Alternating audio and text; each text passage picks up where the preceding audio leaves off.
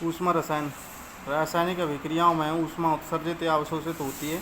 रासायनिक अभिक्रियाओं में होने वाले ऊष्मा परिवर्तनों का अध्ययन ऊष्मा रसायन के अंतर्गत किया जाता है। ऊष्माक्षेपी अभिक्रियाएं। जिन रासायनिक अभिक्रियाओं में ऊष्मा उत्सर्जित होती है उन्हें ऊष्माक्षेपी अभिक्रिया कहते हैं। ऊष्माक्षेपी अभिक्रिया में एंथैल्पी में कमी होती है। H2 plus Cl2 arrow 2HCl plus ये तो देखो यहाँ 44 किलो कैलोरी ऊष्मा उत्सर्जित हो रही है। ठीक है, तो हाइड्रोजन क्लोराइड बनता है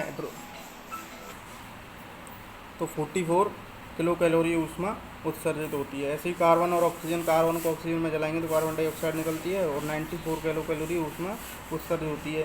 हाइड्रोजन और ऑक्सीजन दोनों से रिएक्शन कराएंगे तो जल प्राप्त होता है और 68.4 किलो कैलोरी हमें ऊर्जा या ऊष्मा उत्सर्जित होती है। ऊष्मा शोषी अभिक्रियाएं।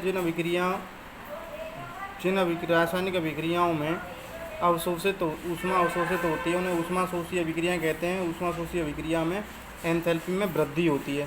तो नाइट्रिक ऑक्साइड जब बनती है नाइट्रोजन और ऑक्सीजन को मिला करके तो ये ऊष्मा शोषी यानी ऊष्मा अवशोषित करती है। तो 43.2 किलो कैलोरी ऊष्मा अवशोषित होती है।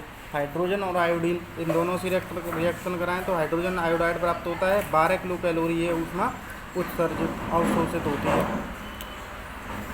ऐसे ही है। तो अब देखें दहन ऊष्मा। किसी यौगिक के 1 मोल का पूर्ण दहन एक वायुमंडल दाब तथा 25 डिग्री सेल्सियस ताप पर करने पर अभिक्रिया का एंथैल्पी परिवर्तन उस यौगिक का दहन ऊष्मा कहलाती है। यानी कि किसी यौगिक के 1 मोल को जलाने पर या दहन करने पर जितनी ऊष्मा की आवश्यकता होती है उसे भी हम दहन ऊष्मा कहते हैं। ठीक है, जैसे मीथेन और ऑक्सीजन इन दोनों को रिएक्शन कराएं तो मीथेन ऑक्सीजन की सहायता से जलती है, दहन होता है तो इसमें कार्बन डाइऑक्साइड और जल प्राप्त होते हैं और इसमें जो एंथैल्पी परिवर्तन है वो -212 डिग्री कैलोरी होता है। ठीक है, ये ऊष्मा की आवश्यकता होती है। ऐसे ही एथिलीन और ऑक्सीजन, कार्बन डाइऑक्साइड और जल, एथेनॉल, ऑक्सीजन, कार्बन डाइऑक्साइड और जल, तो ये सब में अलग अलग 337 किलो कैलोरी एथिलीन में होगा और एथेनॉल में यानी कि एथिल एल्कोहल में होगा 327 किलो कैलोरी। उसके बाद संवहन ऊष्मा। तो किसी यौगिक का 1 मोल 25 डिग्री सेल्सियस ताप तथा 1 डिग्री सेल्सियस पर उसके तत्वों से बनाने में, यानी किसी यौगिक का 1 मोल हमें बनाना है 1 डिग्री सेल्सियस ताप पर, 1 डिग्री सेल्सियस दाब और 25 डिग्री सेल्सियस ताप पर, तो उसमें एंथैल्पी परिवर्तन होगा, उस यौगिक की संवहन ऊष्मा कहते हैं। जैसे कार्बन और ऑक्सीजन, कार्बन डाइऑक्साइड बनती है तो 94 किलो कैलोरी जो है वो कार्बन डाइऑक्साइड बनने में संवहन ऊष्मा कहलाती है।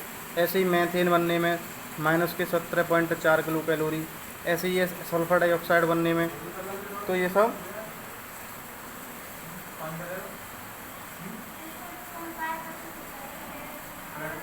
बनने में सब ये क्या है संवहन ऊष्मा है। ठीक है, यानी बनने में जो ऊष्मा हमें आवश्यक होती है।